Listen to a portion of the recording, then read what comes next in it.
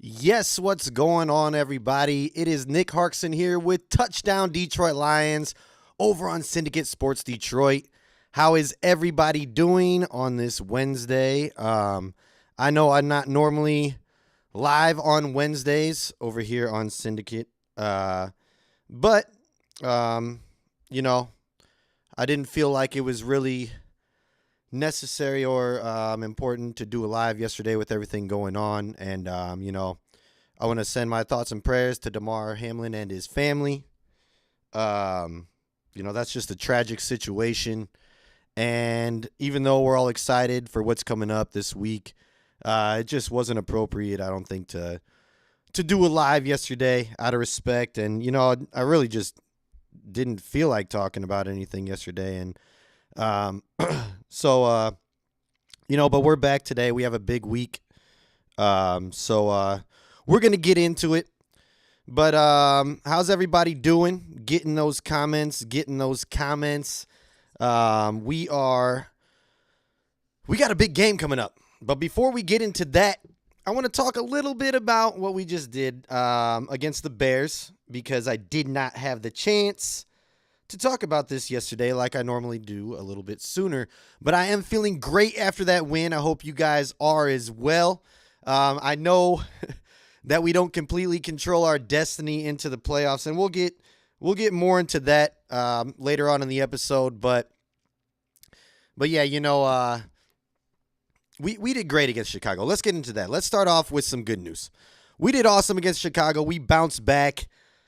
That Carolina game, I'm so glad that's behind us. We look like the team that we were when we were on the roll, and I'm glad that we're looking like that team and not the team against Carolina. But yeah, Goff once again had a good game. 21 for 29, 255 passing yards with 3 touchdowns. 2 of them, I believe, came to Brock Wright. And like I said last week in my little segment, we do not need a big name tight end. We're fine there. They're going to make their own name for themselves. Let's see. I'm going to hop in the comments real quick, too, before I get in too much. What's up, Michelle Peterson? What's up, AP? Fresh and Fly, what's going on? Volcano the Sweat. How's it going, man? Let's see. Yeah, prayers for tomorrow. Always. All right. Well, yeah. I want to talk a little bit about this Bears game, like I said. Then we're going to get to talking about what everybody wants to talk about, and that is the Lions-Packers game. But we got to talk about some good things that the Lions did, like I said. Goff had a good game, but the running game is back, and that is very important. The Lions rushed for 265 yards total in this game, and that is the most the team has rushed total in one game since 1991. Very impressive. Jamal Williams, he's actually the FedEx Ground Player of the Week. So shout out Jamal on that achievement. You know what I mean? But he had 144 yards rushing, 22 carries, and a touchdown. J-Mo even getting in on the run action with a real nice 40-yard run. That guy, man, once he hit that corner, that guy was gone. I can't wait. I don't care if they don't unleash him this next game. I do think that he is going to be a factor in the game. I think that Green Bay is going to have to worry about Jameson Williams. And I think that there are going to be opportunities there, just like there were like against Carolina. We had one against the Jets. But I think they're going to be there. We got to capitalize on them this week, though. I think that's going to be very important. But back to the running game. Swifty's back, baby. And I like to see that. He 78 yards rushing, but 39 receiving yards, over 100 all-purpose yards with 2 touchdowns. And, I want to touch on this real quick before we get too far. Swaggy and Swifty. I mean, look at this. These guys are a dynamic duo. 8 touchdowns. First pair of running backs to each score 8 touchdowns in a season in team history. And this brings me to my point. A lot of people want to trade Swift. A lot of people want to see him go because he's hurt a lot. I don't. I love this duo. I think that they're perfect together. I know Swift is hurt a lot, or it seems that way, but when the guy is healthy and he's in the zone, he's untouchable. He's unlike any other. And him and Jamal together are just, they're the perfect tandem. Jamal's got the muscle. He's the power. He can get us the goal line touchdowns, as he's proven. And Swift, he's going to juke you out of your shoes. He's going to hit one cut and be 20 yards down the field a second later. His key is to stay healthy, of course. We've talked about this. But we still got him on his rookie contract. I don't think there's any necessity. We don't need to trade him. What are we going to trade him for? I know maybe we need some help on the defense, maybe some more picks. But I think that, those two, I think they're a great duo. I don't think we should trade them unless, maybe Josh Jacobs or somebody wants to come to Detroit. But I love the duo of Jamal Williams and Swift. When it's working, it's on and nobody can stop it. And I'm going to leave it at that. But, we're going to talk about one more thing on the offense before we get to another dynamic duo. But this guy right here seems to find his way on the episode every single week. He's always getting talked about because he's constantly breaking franchise records. I'm talking about the Sun God, Amon-Ra St. Brown. The guy, 100-catch season, youngest Lions player in franchise history to accomplish that feat right there. And you know what? I just want to say something real quick. Shout out to my grandpa Pops, you know what I mean?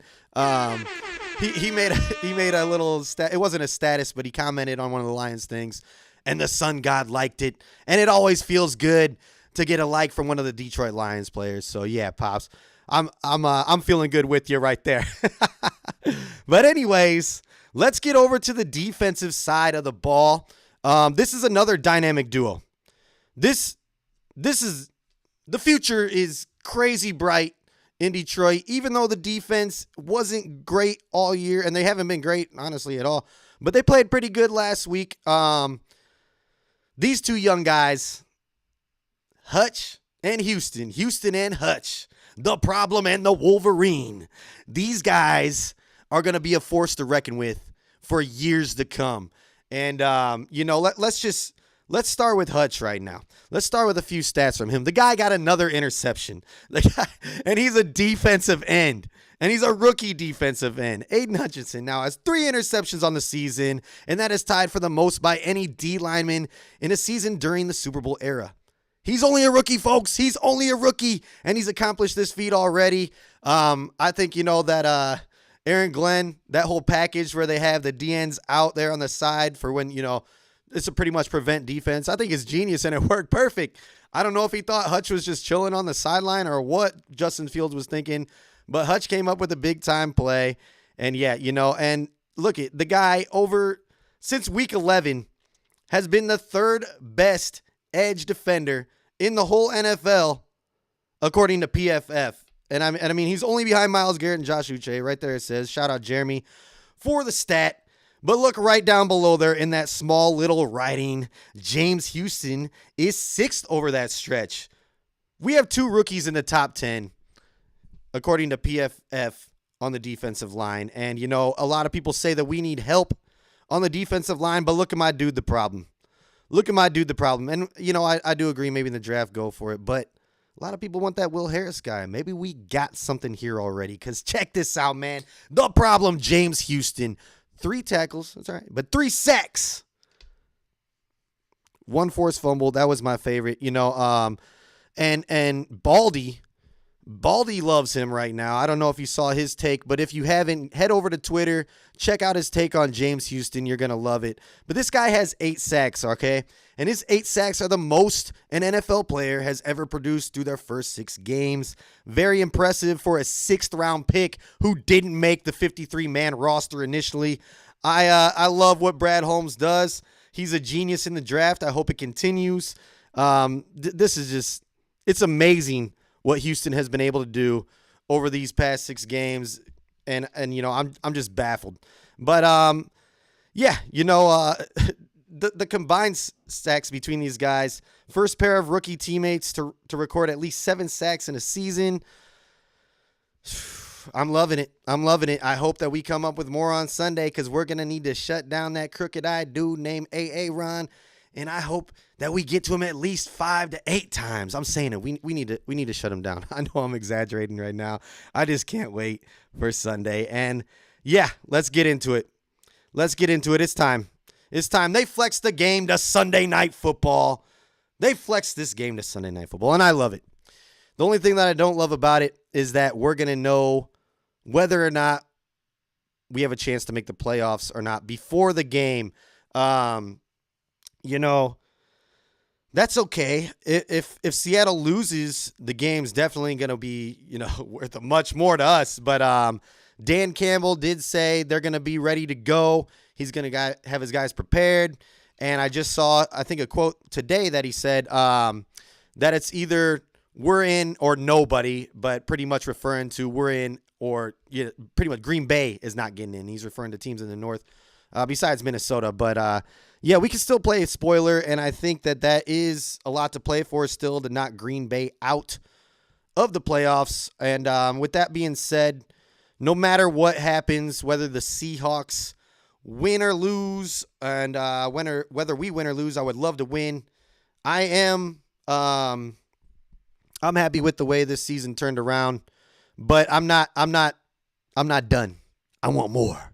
I need more. We need to win this on Sunday for the fans, for the team. Just to keep Aaron Rodgers out of the playoffs is worth fighting for, in my opinion. But the practice report came out today, and some things are looking promising. Deshaun Elliott and Evan Brown back at practice. We're definitely going to need Deshaun Elliott. I think, we missed him big time. We were able to come up with the win last week against the Bears, and we look fine. But I think when Deshaun Elliott's out there, Kirby Joseph is able to play a little bit more loose. And, he just plays better. He feels more confident out there with his boy Deshaun Elliott because he doesn't have to be the one, kind of leading the way. No disrespect to Melon Fawu. He played a great game this last week as well. But I think, with Deshaun Elliott back and, Melon Fawu can rotate in there now. He looked good. He didn't look bad. But Deshaun Elliott's a big hitter. I love seeing him come up and lay the lick on people. So good to have him back. Hopefully, it was limited practice, so hopefully he comes back. But let's hop into these comments here. I'm going to see what you guys got to say. I need this win against the Packers. This is Dexter. I need this win against the Packers in my life, whether the Hawks win or not. I agree 100%. We just got to do it for the people, for Detroit. Just to shut up Aaron Rodgers and the Packers in general. Let's see here. Media says we're losing to the Packers. Do you think we have a chance against them and the refs? That was fresh and fly. I did see that today on ESPN, every single one of their analysis. It was early on, but all of them picked the Packers to beat the Lions. Now, this is how I feel. I think that, we are probably going to have to play against the refs because the NFL and the media definitely want to see Aaron Rodgers have this huge Cinderella story and come back and make the playoffs. I hate it. It seems rigged to me, honestly. But I think we do have a chance as long as we control the ground game, as long as we can run like we did last week, or we don't even have to be that good. But if we can control the line of scrimmage and the run game is on and our defense shows up, I think that's going to be enough because the run game is going to open up the pass game. And that's how I feel. But if the run game's not there, if they're shutting it down, then it's going to be really tough to go into Lambeau and win. It's going to be cold, but it's not going to be a blizzard. I think today is going to be like 30 degrees come kickoff, or maybe 32, but it's not supposed to drop that much, and it's supposed to be fair conditions, no snow, no rain. At least that's what I saw today, so that's good. But Keyshawn Johnson, I was just seeing that he was talking crap about Jared Goff in the cold and said that he had small hands. He said he had tiny hands. Now, this is something that I never knew or never really paid attention to, and who really cares? But you know what? I don't think he does. I don't know. He's a quarterback in the NFL. He just needs to show out on Sunday, and screw that stat even if he does. He's a gamer. He's going to go out there, and he's going to prove that tiny hands don't matter even if he does. All right, Dexter, I will cry if we trade Swift. I will be very upset. Swift is one of my favorite players right here. Check it out. Look at that's Swift. That's Swift sweatshirt. Look at that. Say no more. Say no more, baby. Yeah, I support Swift. He's one of my favorites for sure. Denzel Vance re-signed Jamal. Definitely got to re-sign Jamal. And this is something that I wanted to ask you guys. Do you think Jamal is going to ask for a big-time contract because of the season that he's had this year? He's on the verge to break Barry Sanders' single-season touchdown record. And, a lot of the times when they have big seasons, players want big money. And this is a contract year for him. Do you think that he's going to ask for a big contract? I personally think Jamal is humble enough and that he loves being here in Detroit that he'll work with Brad Holmes and they'll get a contract worked out because he wants to see what's going to happen here. Even if we don't make the playoffs this year, they see what's happening. The train's rolling. Everything's being built up right now. I think Jamal wants to be here for when everything's really rolling big time. So I think that we do get a deal done with Jamal. And like I said, Swift's still on his rookie contract. You don't need to pay him next year, I guess, unless you want to pick up his fifth-year option. But no need to get rid of him. He's there already. So we don't need to pay him anymore. But let's see here. Joseph, this season has been one of my all-time favorites. This team is easy to root for. One of my all-time favorite seasons as well, even though we're 500 right now, potentially going to be one game over, one game under. I love this team. They just got heart. They got fight. They represent the city of Detroit, man. These guys, they're definitely easy to root for. The media's behind them. Besides Pat McAfee when he got mad at that Dan Campbell turned down a press conference. But then he came back and apologized and said that he loves the Lions. But yeah, man, this team, it's hard not to root for them. They're just fighters, man. They to start from 1-6 and to be where they're at now, it's amazing. And I don't know how you can root against a team like that unless their quarterback's name is Aaron Rodgers. So, I love them as well. And I think it's going to keep getting better. I think we're going to keep loving them more and more. Next year is going to be even better. But right now, we're focused on right now. If we get to the playoffs, it's going to be amazing. And I did see on First Take today, Stephen A. said that he thinks Green Bay is the most dangerous 7th seed. And I can't think of the guy's name right now. I'm blanking on it. But he's an older white guy, and he normally talks baseball. And normally I don't like him, I'm not going to lie. But he said that Detroit is the most dangerous 7th seed. And this is why. He said that, the Packers, if they win and they get in the playoffs, it's going to be against San Francisco, and San Francisco owns the Packers. Well, if Detroit wins and Seattle loses, there's so much momentum behind this team that they might make some magic happen. And I 100% agree. There's something. MCDC has got a little magic up his sleeve. I don't know what it is, but,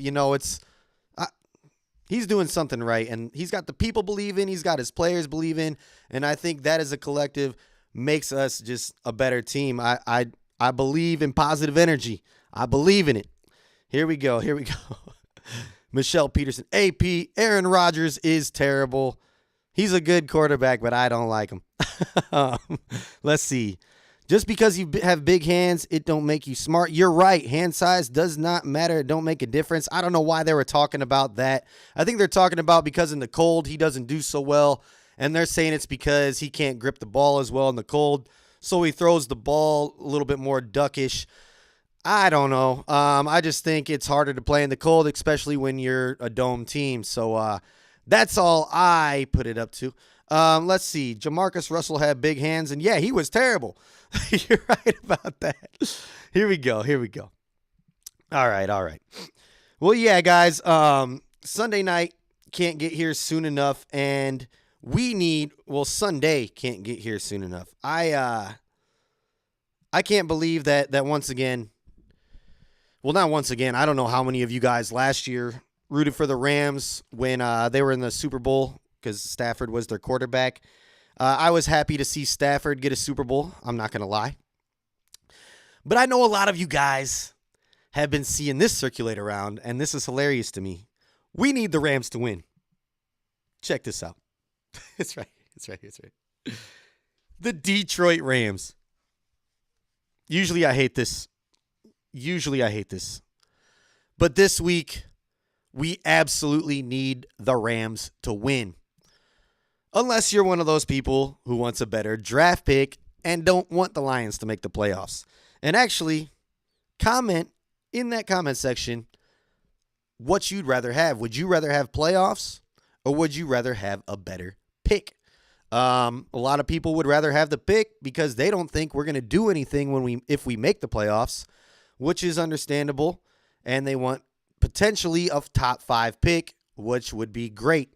Now, a lot of us are just diehard Lions fans, and we want to see them be the most successful that they possibly can be. I'm one of them. I want the Seahawks to lose. I want the Lions to win. I want to see what we can do in the playoffs this year. Crazier things have happened. I think Seattle had a losing record back it wasn't that long ago, but it was 2000, wasn't quite. It was early 2000s, I think. Hasselbeck was their quarterback, and they almost made it to the Super Bowl. So it's like, anything can happen. But me personally, I would prefer making it to the playoffs over the draft pick because I do think we're going to end up with a top 10 no matter what. And I don't know, if we even get the 6th pick anyways, I don't know where we're going to end up. Right now, we're at 6-17. And to me, what's it going to hurt? Dropping back a few more if we make the playoffs. I'm going to look here in the comments. Let's see what you guys say. Let's see here. Playoffs. We got playoffs.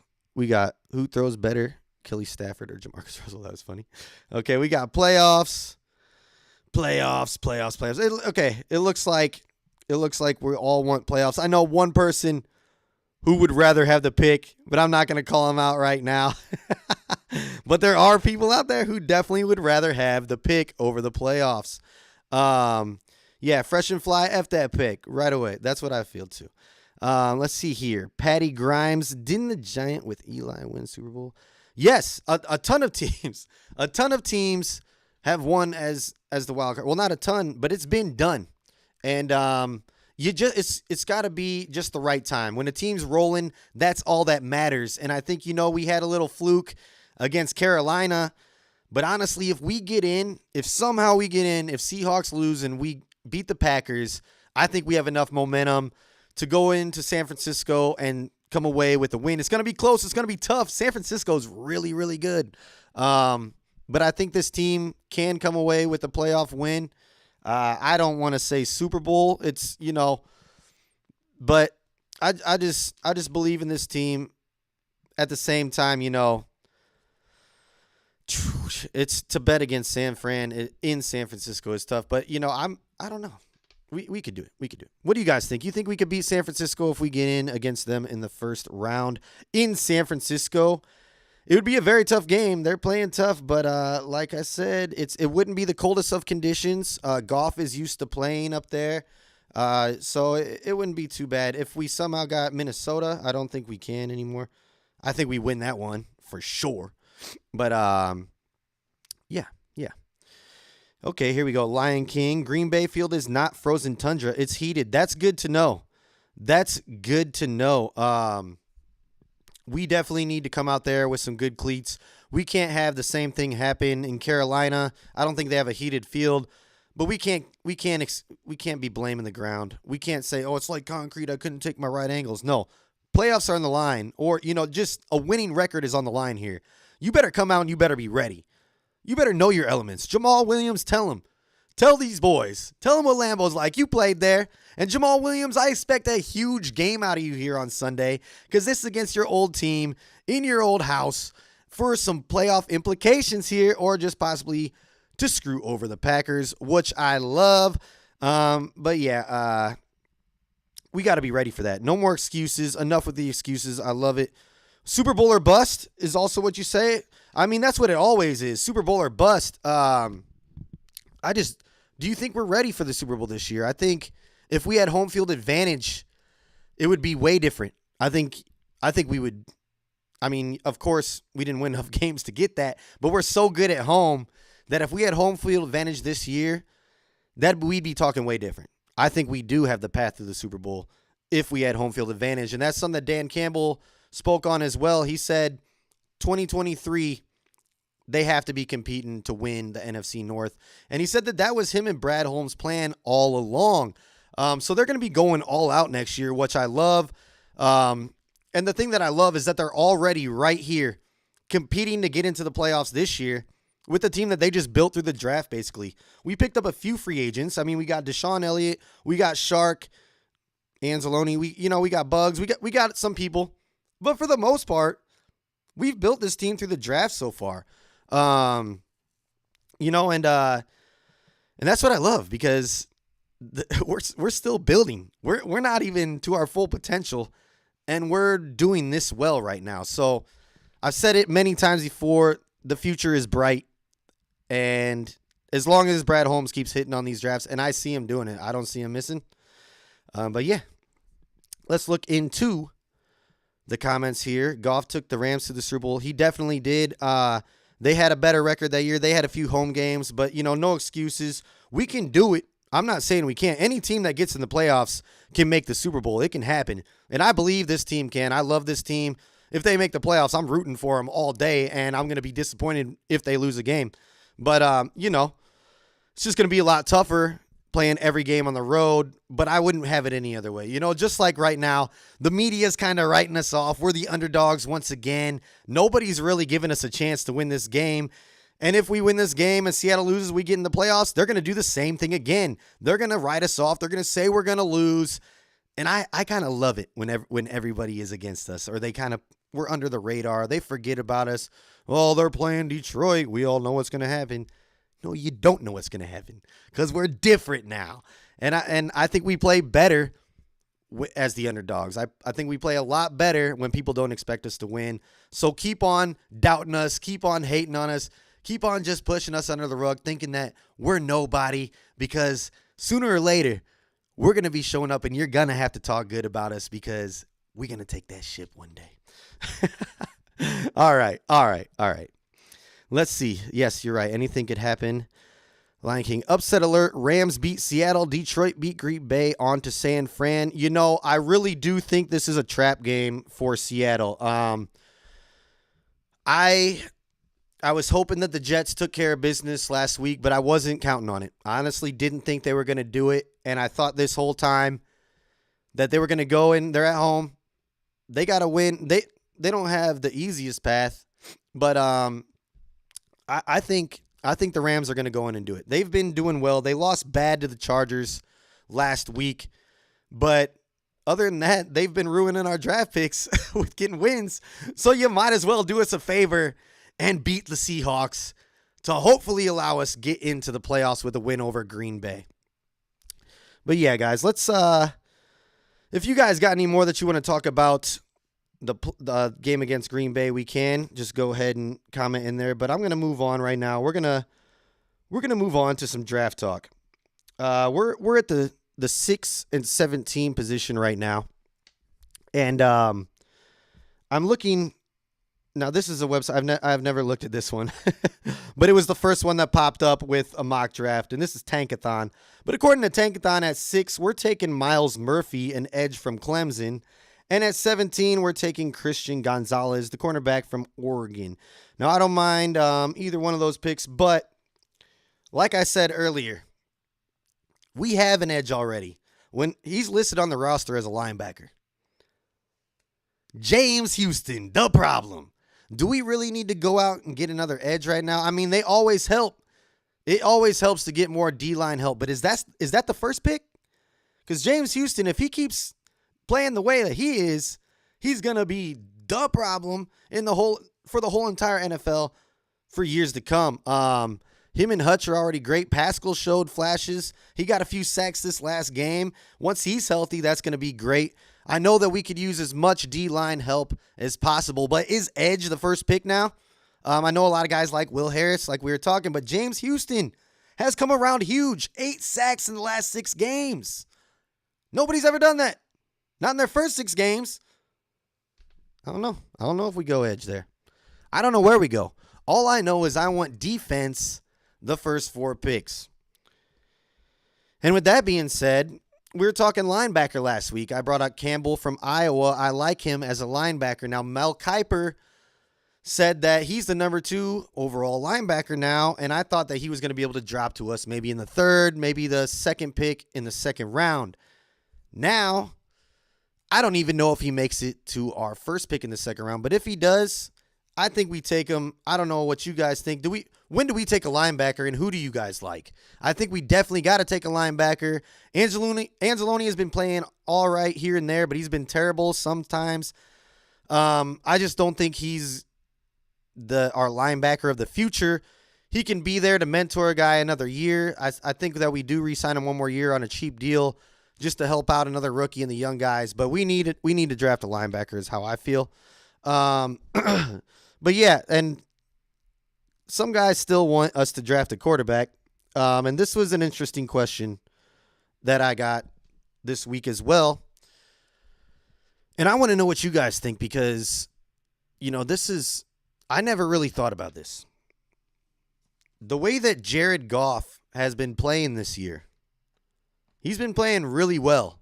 To him, his best football of his entire career.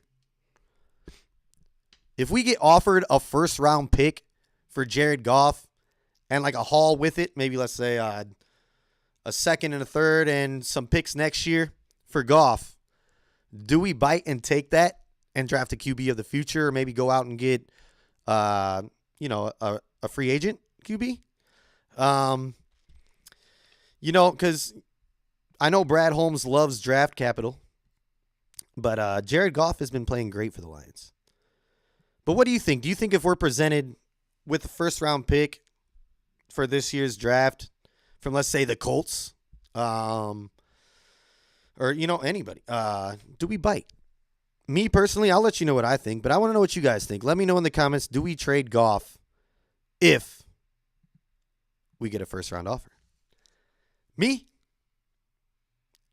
No way. Goff is a leader in that locker room.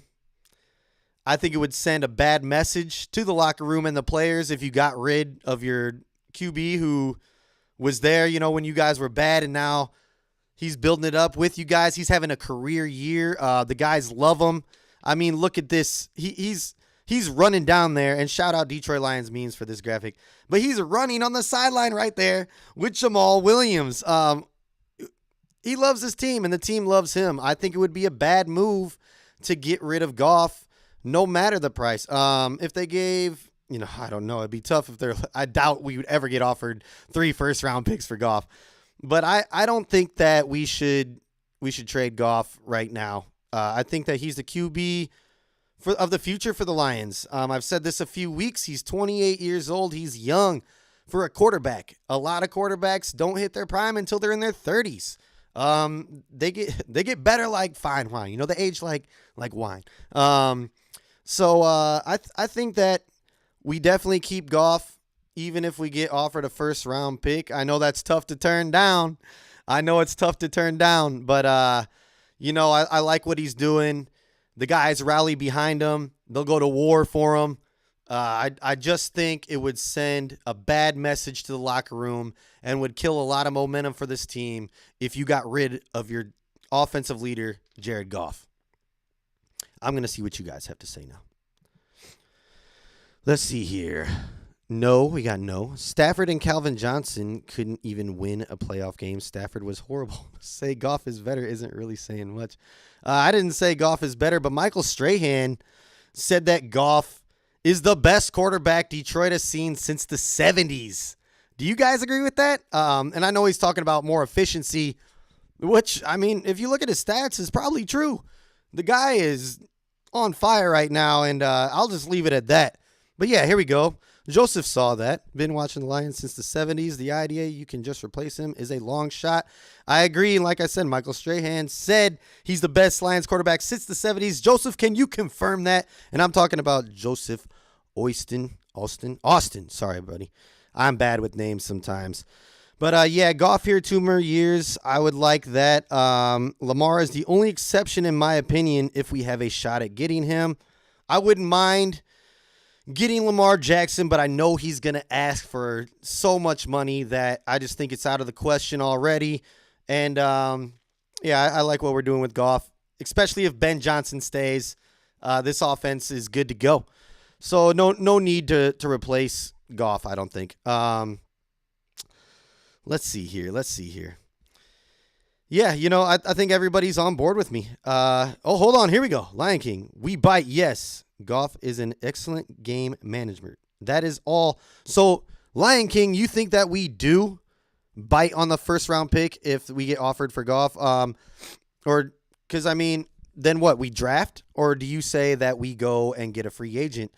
Because right now, I think they got the Alabama quarterback going number 1 overall. Then C.J. Stroud's going second. Not second overall pick, but just the second quarterback, which could end up in our hands if we traded Goff, but or it'd be Will Levis from Kentucky. Are you okay with Stroud or the Kentucky quarterback leading this Detroit Lions offense next year right away and being good enough to take this team to the playoffs and win an NFC North championship like the team plans on doing? I personally don't think you bringing in a rookie. I don't think you bring in a rookie quarterback and have them start for you. It's only worked a few times where they've had huge success. I think Russell Wilson was one of them, and he's terrible now. But I just think we roll with what's working. If it ain't broke, don't fix it. It was broke early on, but now they fixed it, and I think they're just rolling with Goff. Ben Johnson is the offensive coordinator. Our wide receiver room is stacked. The running backs, amazing. Offensive line, on point. We just got to add a few more weapons to the whole team. The defense needs to get right. That's what needs to happen. But other than that, our offense is on, and I don't think there's any need to replace Jared Goff. Here we go. Lions Mania. I want 2 firsts and a third for him, kind of like Stafford deal, to move on from Goff. Yeah, I agree. John Peterson draft best available every pick. Yeah, I think we got to do that too. A lot of the times we just go for need. And, on the defensive side, we need help for sure. But what do we need more of? Because, we need help at the D-back position. We need help at linebacker. We need help on the D-line. So I agree with John. We got to just whatever's the best player there. Defensively, we go with maybe get an offensive player here. I wouldn't be upset if we got a tight end in the third. A lot of guys want a running back and then trade Swift or develop a running back for when Swift's contract's up. I wouldn't be mad with an offensive lineman either. You can never have too many of those. But I think we definitely need to go defense heavy in this draft, especially with the first 4 picks. That's just where I stand. Let's see here. William. He can once in a while, but he can throw it deep consistently. Yeah, I know. Okay. He has missed a few throws, not a few throws. He's missed some big-time throws. He's missed Jameson Williams. That would have been easy touchdowns on a couple of them. But, I think they're still working together. You see what's happening with him and Shark now. Him and Shark were not clicking at the beginning of the year, but now he's throwing it up deep to him, and it's on the money. Once Goff gets in rhythm with his wide receivers, I think it's game over. I said this last week. Him and Amon-Ra St. Brown at the beginning of Amon-Ra's rookie year weren't clicking either. They, Amon-Ra was dropping balls, but then they got on the same page. Now look at him. Unstoppable. It's like an automatic connection. I think it's just going to take time for Goff and Jameson Williams to connect. I hope it doesn't take too much more time, but I think an offseason together where J-Mo can actually work with Goff is going to do him wonders. And that's where I stand. Every quarterback underthrows. Who do you want? If you want Lamar Jackson, he's definitely not the best passer. He can run, but I've seen him miss so many open wide receivers. It's pick your poison here. Let's see. He missed JMO and Shark basically wide open. Yeah. I just said that he missed JMO wide open, but he's been hitting Shark. JMO can't catch. William, you just seem like a hater, bro. That's all I'm going to say. I'm sorry. All right, here we go. Let's see. Dexter. I mean, JMO, he did drop a wide open cross route. So, that you're right. He didn't catch that. And it did look on the long ball. So, you know what? I'm sorry for calling you a hater, brother. He cradles the ball. He catches it with his body. Hopefully this all stops. But yeah, I don't know.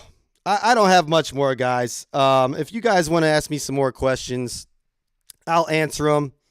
But I want to give one more shout out before we get out of here to the old Lions legend. David Blau is getting the start for the Arizona Cardinals this week. So shout out Blau. I just had to say. Let's see. I'm going to get into the comments. Do you think Jared Goff can lead a last 2-minute drive to win this Sunday? Yeah, I think. Well, let's see. What are the stipulations? Do we need to score a touchdown or a field goal? If it's a field goal, I definitely think he can get us in the field goal range. And yeah, I think with everything on the line, I think Goff can get it done. We've got the weapons to do it as long as he can stay calm, cool, and collected. I think we got the team to do it. I don't think that we have done a last minute or a last second win this year with a touchdown. We did it last year against Minnesota to get our first win.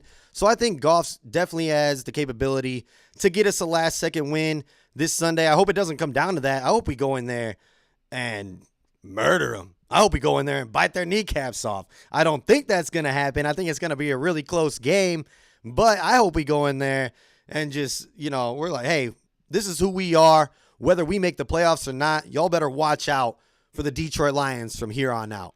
And, to answer your question, yes, I do think Goff can lead a 2-minute drive to win this Sunday. Now, if we have less than a minute, I don't know. 2-minute drive, 3 timeouts, 1,000%. 2-minute drive, no timeouts. I still think so. A little bit harder. 1 minute left, no timeouts. No. All right. Here we go. Back into the comments.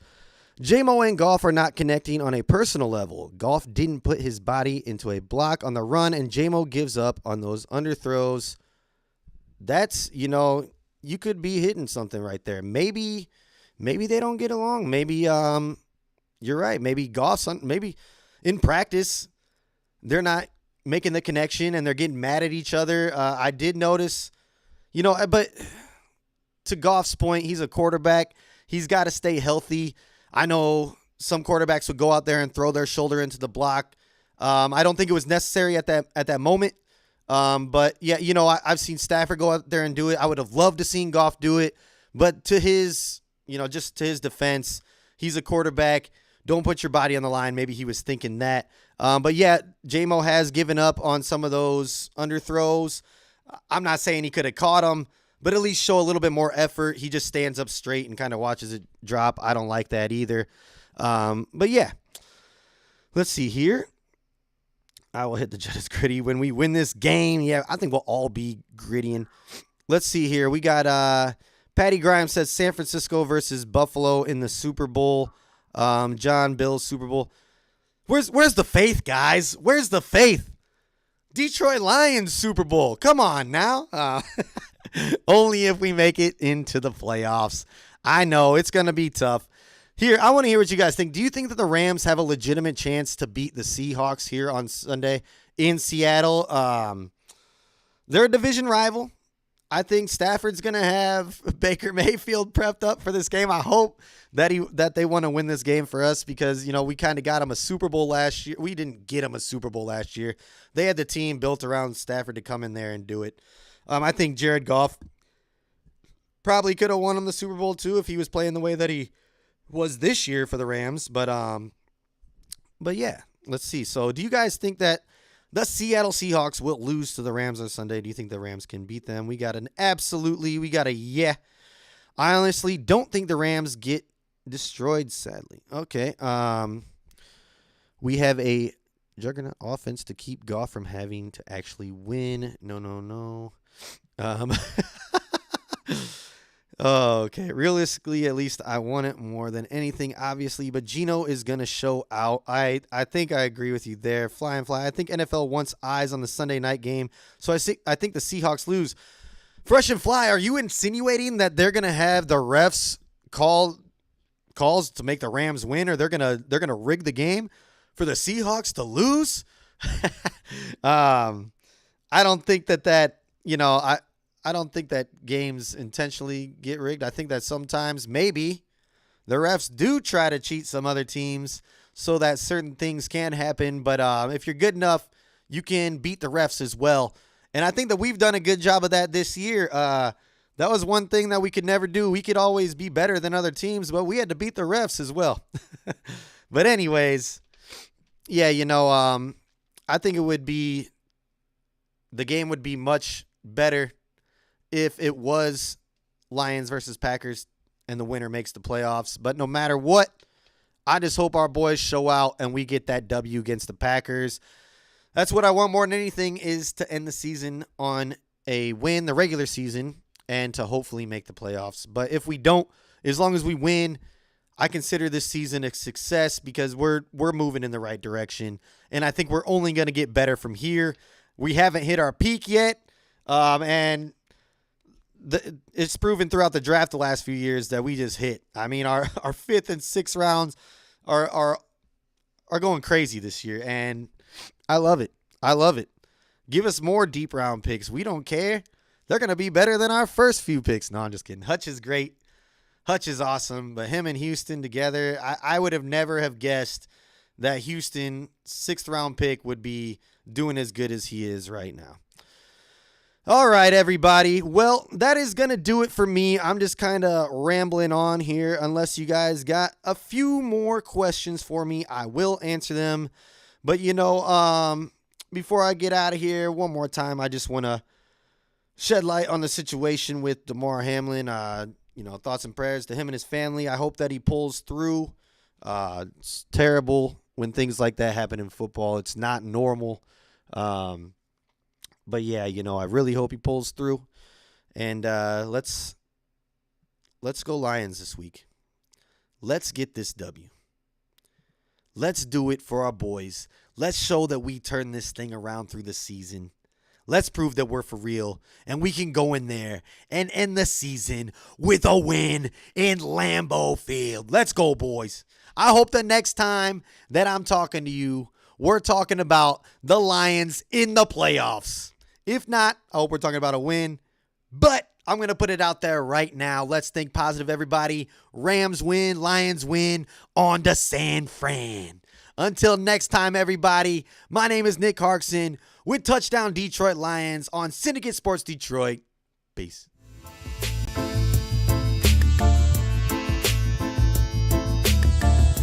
Touchdown Detroit Lions!